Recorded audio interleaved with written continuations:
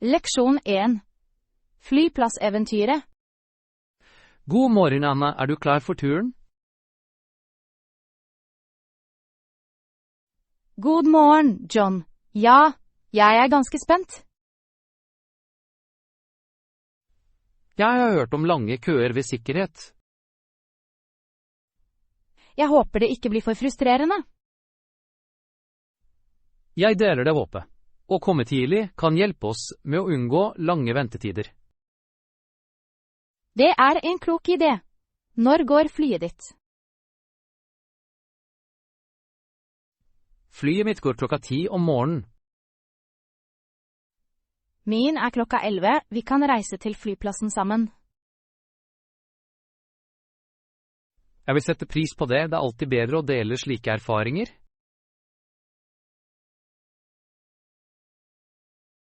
Jeg er enig. Det gjør reisen morsommere. Husker du din siste tur til flyplassen? Ja, det var ganske kaotisk. Linjene så ut til å strekke seg på ubestemt tid. Jeg kan relatere. Hva gjorde du for å fordrive tiden mens du ventet? Jeg leste en bok. Det hjalp meg med å distrahere meg fra den lange ventetiden. Det er en god strategi.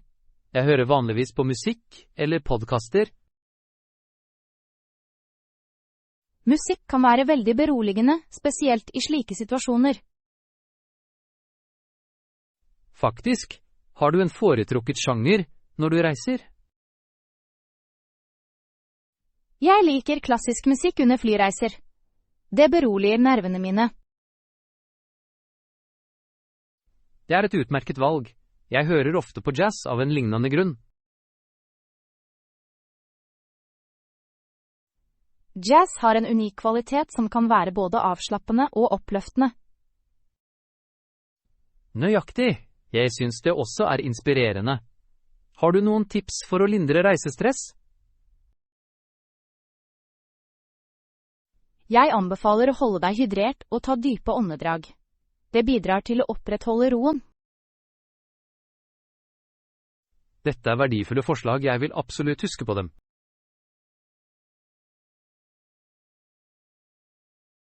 Bra! Jeg har lært viktigheten av forberedelser. Forberedelse lindrer mye angst. Jeg sjekker alltid reisedokumenter på forhånd.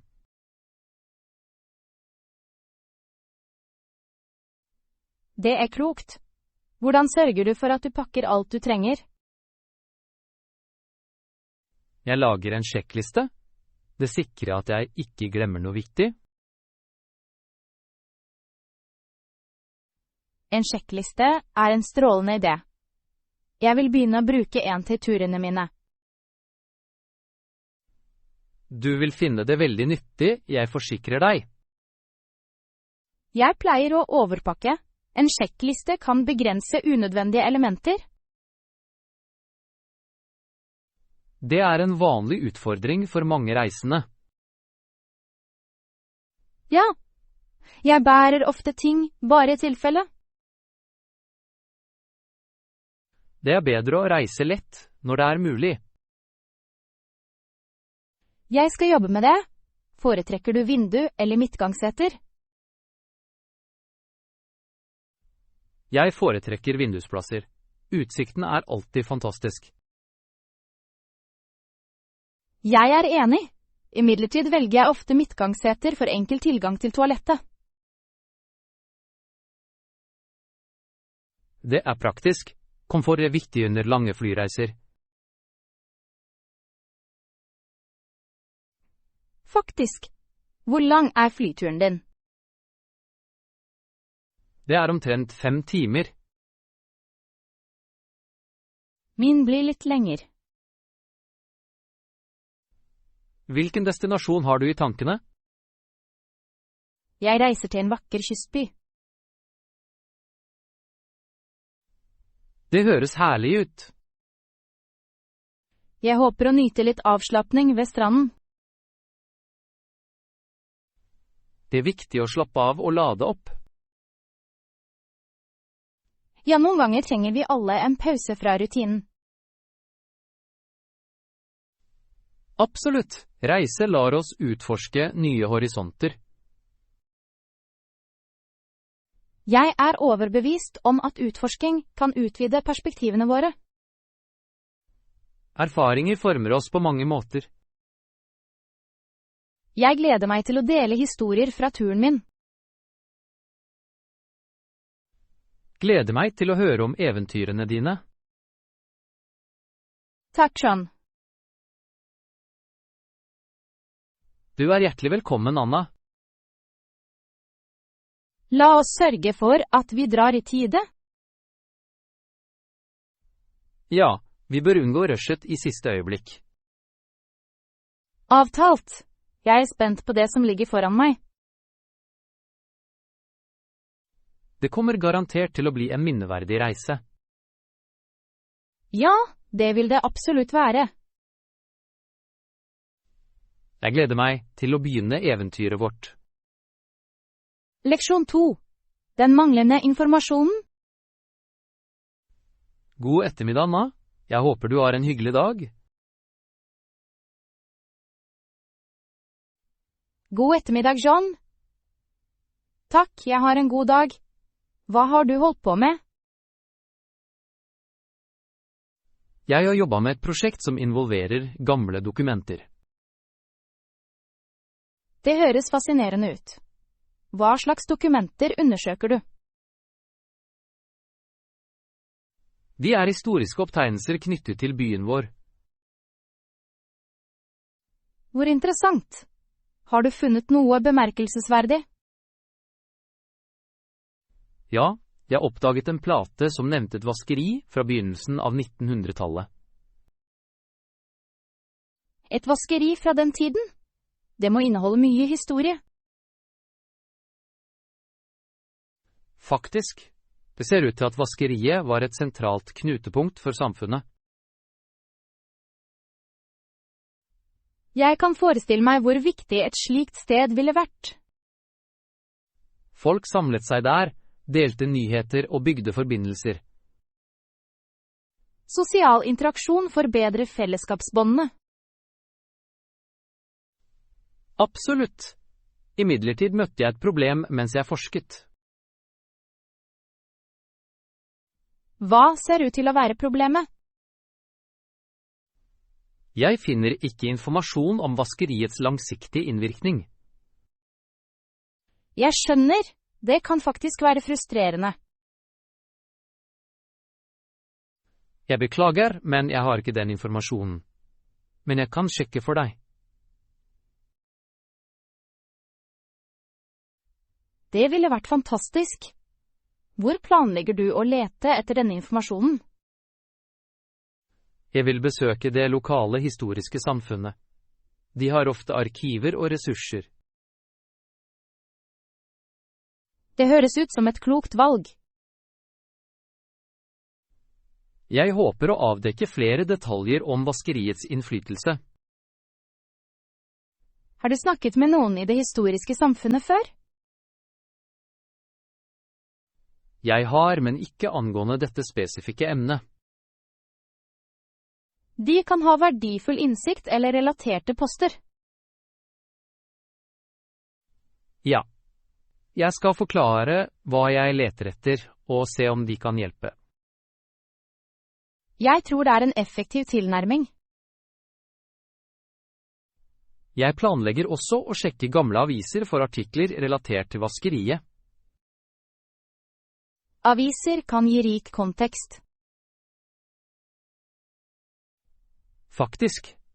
De inneholder ofte historier som fanger samfunnets ånd. Oppdaget du noen spesifikke navn knyttet til vaskeriet? Ja, jeg fant navnet på eieren, MRS, Clara McDowell. Clara McDowell? Det navnet høres kjent ut. Det ser ut til at hun var ganske innflytelsesrik i samfunnet i løpet av sin tid. Jeg lurer på om det er noen etterkommere live i dag. Det ville være interessant å finne ut av.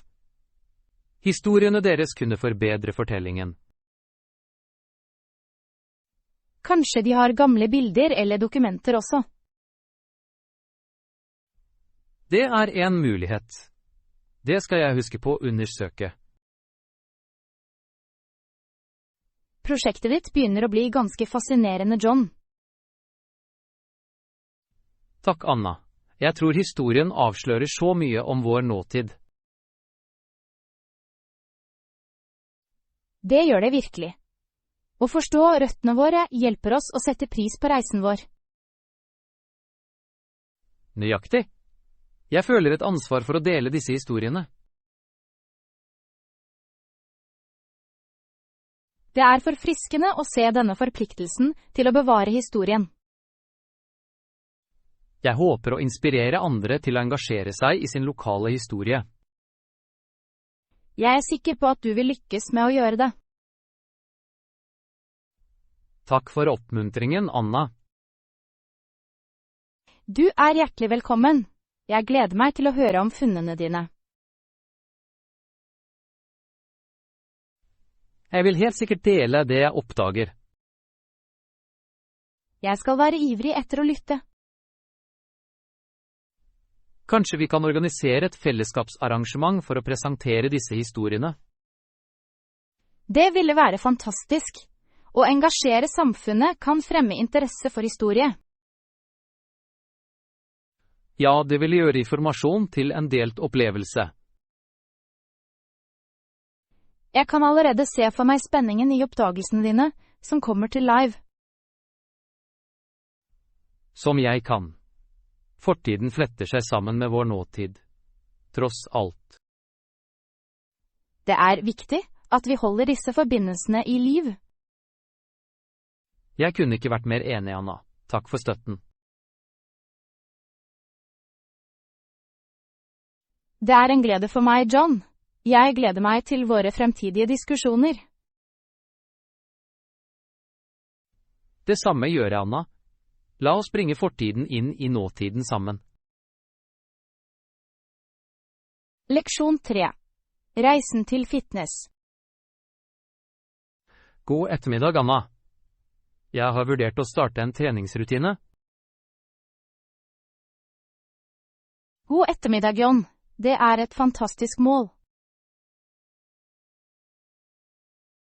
Jeg vil sørge for at det er nybegynnervennlig. Jeg håper å gjøre det bærekraftig.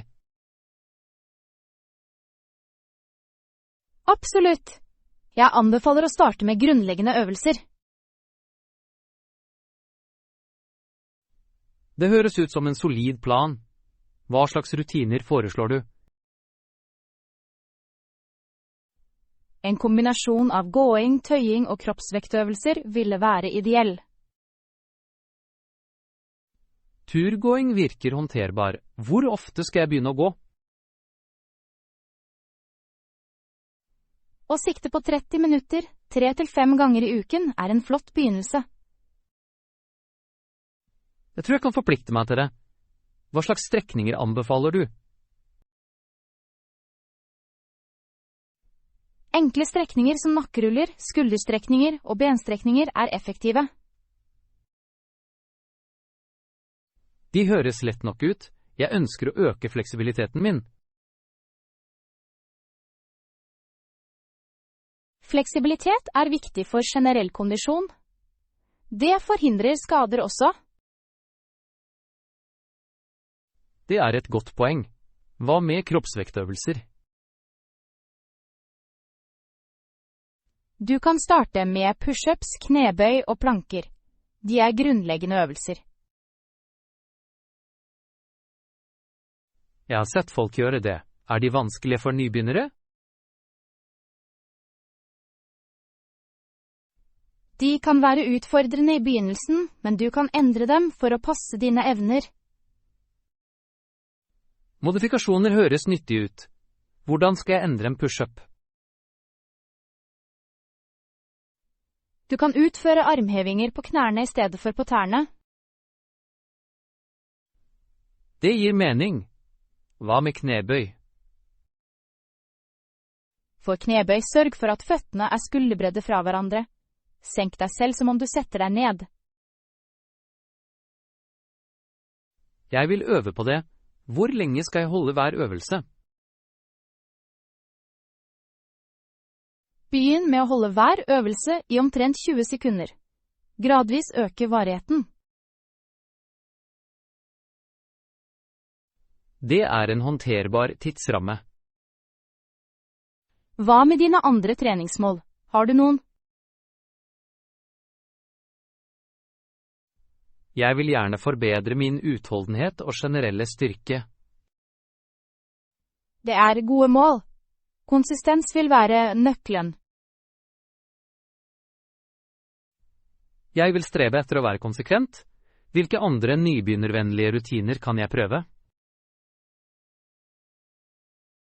Du kan også vurdere yoga. Det kompletterer styrketrening veldig bra. Jeg har hørt at yoga kan være ganske gunstig. Faktisk, yoga fremmer avslappning og fleksibilitet mens du bygger styrke. Jeg føler meg fascinert. Trener du yoga regelmessig? Det gjør jeg. Det forbedrer mitt generelle velvære sterkt. Det inspirerer meg til å prøve. Du kan finne nybegynnerklasser online som passer din timeplan. Jeg skal se på det. Hva med ernæring? Bør jeg fokusere på kostholdet mitt også? Ernæring spiller en kritisk rolle i kondisjon. Et balansert kosthold er viktig. Hva består et balansert kosthold av? Den inneholder en rekke frukt, grønnsaker, fullkorn og magre proteiner. Det høres sunt ut. Jeg vil sikte på det. Du bør også drikke rikelig med vann for å holde deg hydrert. Jeg glemmer ofte å drikke nok vann i løpet av dagen. Å holde seg hydrert kan også forbedre energinivået ditt. Jeg vil gjøre det til et poeng å ta med meg en vannflaske. Det er en god idé. Det vil tjene som en påminnelse. Takk for veiledningen, Anna. Det er veldig nyttig. Du er velkommen, John. Jeg er glad for å støtte deg på reisen din. Jeg setter pris på oppmuntringen din. Husk at reisen til fitness tar tid. Vær tålmodig med deg selv. Jeg vil huske på det. Feir fremgangen din uansett hvor liten. Det er et viktig tankesett. Ja, fitness handler ikke bare om resultater. Det handler også om prosessen. Jeg vil omfavne reisen. Jeg er ikke i tvil om at du vil lykkes. Takk, Anna. Jeg vil oppdatere deg om fremgangen min snart. Gleder meg til å høre om reisen din. Denne samtalen har motivert meg til å starte umiddelbart. Leksjon 4. De perfekte ingrediensene. God ettermiddag, Anna. Er du ferdig med handlelisten din for arrangementet? God ettermiddag, John. Jeg har samlet en liste over ting jeg trenger. Det er utmerket. Hvilke produkter inkluderte du på listen din? Jeg inkluderte frisk frukt, grønnsaker og litt krydder. De høres ut som essensielle ingredienser. Forbereder du noe spesielt? Faktisk planlegger jeg å lage en herlig rett til samlingen vår. Det høres fantastisk ut. Hvilken rett planlegger du å tilberede? Jeg tenker på å lage en middelhavssalat. Middelhavsmat er alltid en hit. Jeg er enig. Alle liker det. Smakene er levende og friske. Er det noen spesifikke produkter du søker etter på listen din? Ja, jeg trenger olivenolje av høy kvalitet og modne tomater. Dette er viktige ingredienser for en middelhavssalat. Nøyaktig. Jeg vil at smakene skal være så rike som mulig. Du har rett. Kvaliteten på produktene gjør en betydelig forskjell. Ja, jeg tror det ikke bare handler om kvantitet, men kvaliteten.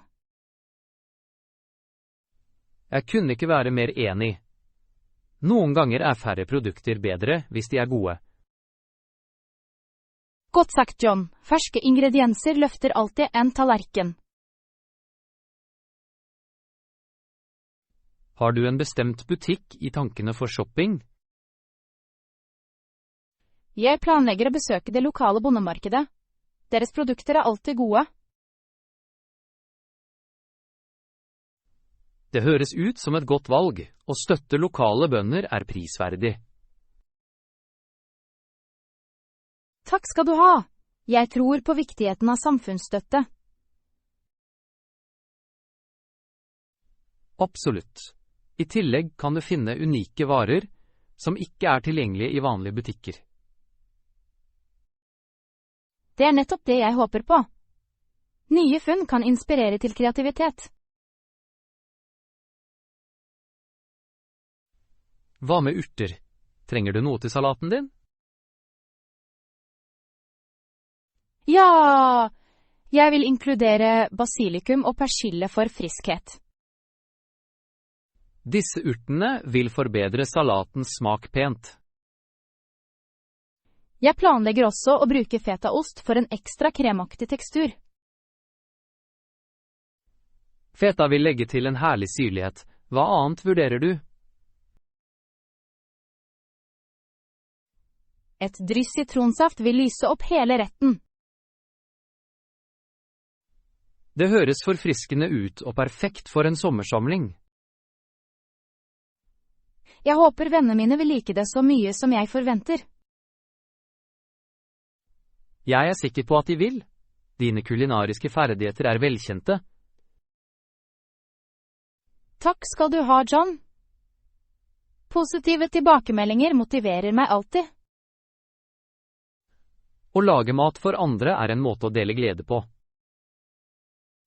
Det er det virkelig. Jeg elsker å se smil ved spisebordet. Har du tenkt på dessert også?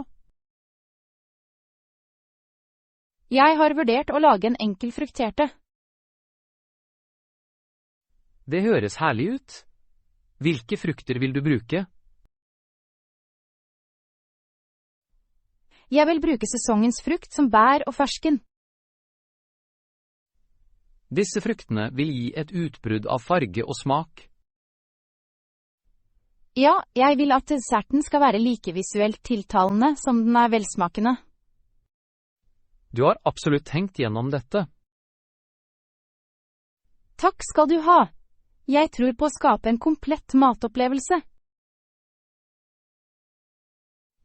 Du er utrolig imponerende, Anna. Jeg gleder meg til å smake på kreasjonene dine. Jeg håper du liker dem. Din tilstedeværelse vil gjøre arrangementet enda mer spesielt. Takk skal du ha. Jeg gleder meg til en herlig kveld med alle. Det blir en fantastisk samling fylt med god mat og samtale. Faktisk. God mat har en måte å bringe folk sammen på. Det er hjertet i enhver feiring, er det ikke? Absolutt. La oss gjøre det til en minneverdig anledning. Ja, jeg vil fullføre listen min og dra til markedet snart. Jeg ønsker deg suksess med å finne de beste produktene. Takk skal du ha, John. Din entusiasme er smittsom. Jeg gleder meg til festen og dine kulinariske mesterverk. Det samme gjør jeg, John.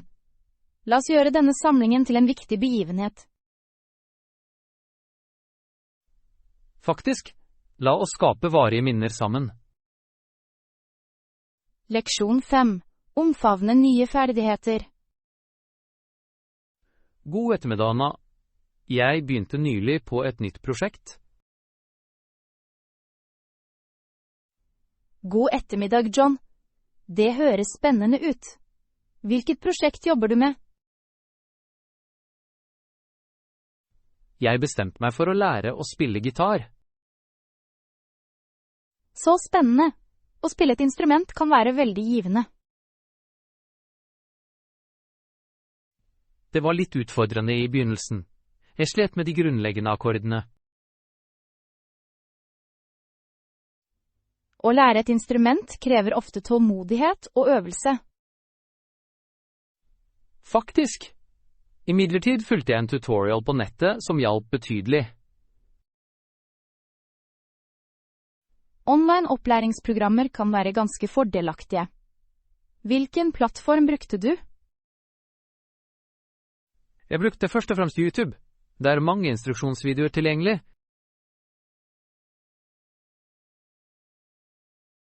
Det er en stor ressurs. Fant du en bestemt tutorial spesielt nyttig? Ja, det var en serie for nybegynnere som ledet meg gjennom det grunnleggende trinn for trinn. Jeg er glad for at du fant noe effektivt. Hvor lenge øver du hver dag? Jeg brukte omtrent 30 minutter hver dag til å øve. Det er en rimelig tid. Konsistens er nøkkelen i læring. Nettopp! Jeg la merke til forbedringer i fingerkoordinasjonen. Det er fantastisk! Har du lært noen sanger ennå?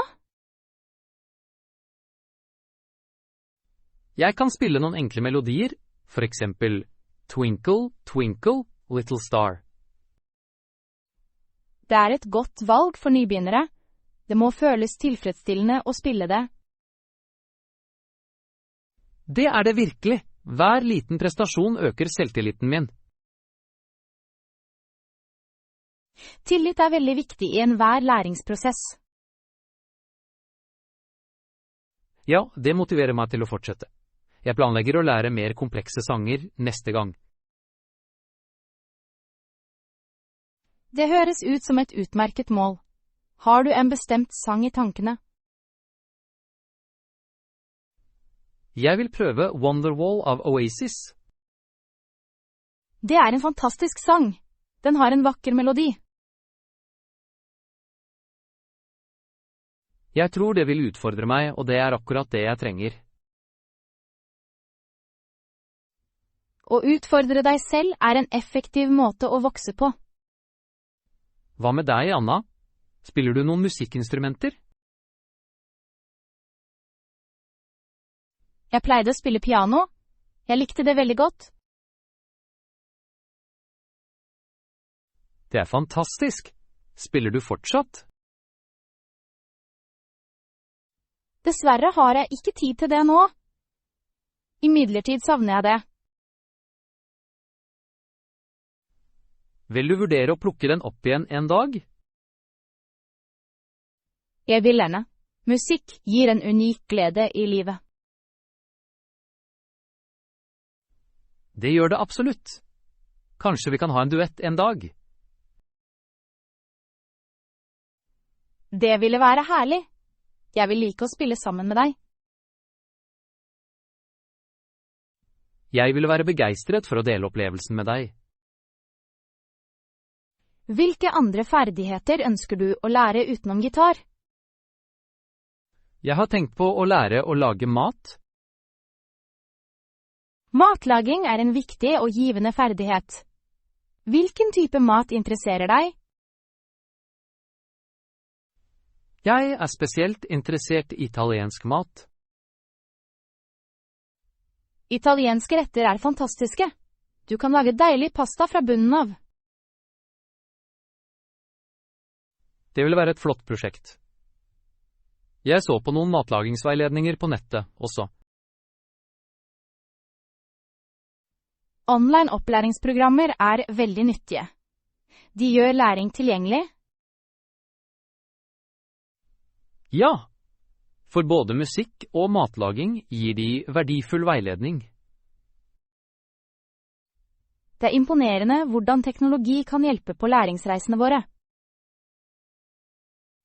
Jeg kunne ikke være mer enig. Det åpner muligheter for alle. Hva den mest utfordrende retten du vil prøve? Jeg tror å tilberede en risotto vil være ganske utfordrende, men givende. Risotto et fantastisk valg. Teknikken krever tålmodighet. Det øker spenningen. Jeg liker prosessen med matlaging. Prosessen med å lage noe deilig tilfredsstillende. Det det virkelig. Jeg gleder meg til å dele mine kulinariske kreasjoner med venner. Jeg håper å smake på rettene dine en dag. Du skal! Jeg vil gjerne invitere deg til et måltid. Jeg vil absolutt ta imot invitasjonen, John. I mellomtiden vil jeg fortsette å øve på gitaren og lære nye oppskrifter. Jeg gleder meg til å høre om fremgangen din på begge områder. Takk, Anna. Din støtte motiverer meg til å fortsette å lære. Jeg spent på deg, John. Husk at reisen like viktig som destinasjonen. Absolutt. Hvert trinn gir sine egne belønninger. Leksjon 6. Fullføring av prosjektet. God morgen, Anna. Jeg håper du har det bra i dag. God morgen, John. Jeg har det ganske bra, takk. Hva med deg?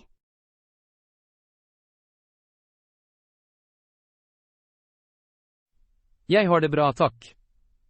Har du hatt en sjanse til å se gjennom prosjektforslaget? Ja, jeg gjennomgikk det nøye. Jeg synes det godt strukturert. Jeg setter pris på tilbakemeldingene dine. Var det noen spesielle områder som fanget oppmerksomheten din? Introduksjonen veldig engasjerende. Det setter en positiv tone for hele dokumentet. Jeg glad for å høre det. En effektiv introduksjon kan utgjøre en betydelig forskjell. Nøyaktig. Det trekker leseren inn og vekker interessen deres. Jeg hadde som mål å understreke prosjektets mål tydelig. Du oppnådde det bra. Målene enkle å forstå. Flott! Jeg ville sørge for at alle involverte kunne følge med. Kommunikasjon viktig i prosjekter som dette. Jeg kunne ikke være mer enig. Dette fører til et effektivt samarbeid. Før vi fortsetter, bør vi diskutere tidslinjen også? Ja, tidslinja avgjørende. Jeg foreslår at vi gjennomgår det i detalj. Jeg tror det ville være lurt. En klar tidslinje holder alle på sporet. Perfekt. Jeg vil gjennomgå den foreslåtte tidslinjen og sammenligne den med våre nåværende frister. Jeg setter pris på det. Når du har fullført anmeldelsen, kan vi planlegge et møte. Det høres ideelt ut. Når ville det være en passende tid for deg? Jeg er tilgjengelig de fleste dagene denne uken på ettermiddagen. Hva med onsdag klokka 2? Det fungerer perfekt for meg. Utmerket. Jeg vil utarbeide alle nødvendige dokumenter for møtet vårt. Takk, John. Det vil være fordelaktig å fullføre detaljene, da.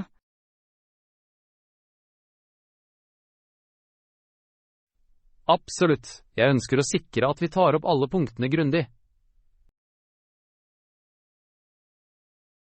En grundig diskusjon vil forhindre misforståelser senere. Faktisk. Teamjustering er viktig for vellykket utførelse.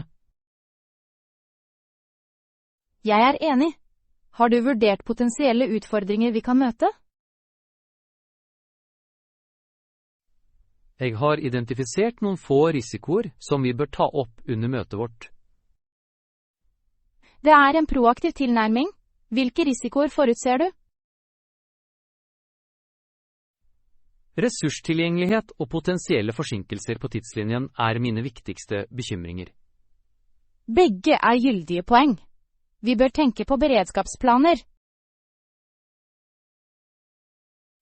Jeg vil ta det med i diskusjonsdagsordenen vår. Takk, John. Det vil føre til et mer fruktbart møte. Jeg setter stor pris på innspillene dine, Anna. Det forbedrer teamarbeidet vårt. Takk for dine hyggelige ord.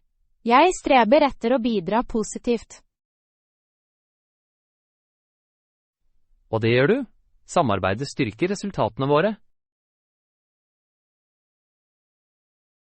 Jeg gleder meg til å styrke planene våre på onsdag. Det samme gjør jeg, Anna. Sammen kan vi skape noe bemerkelsesverdig.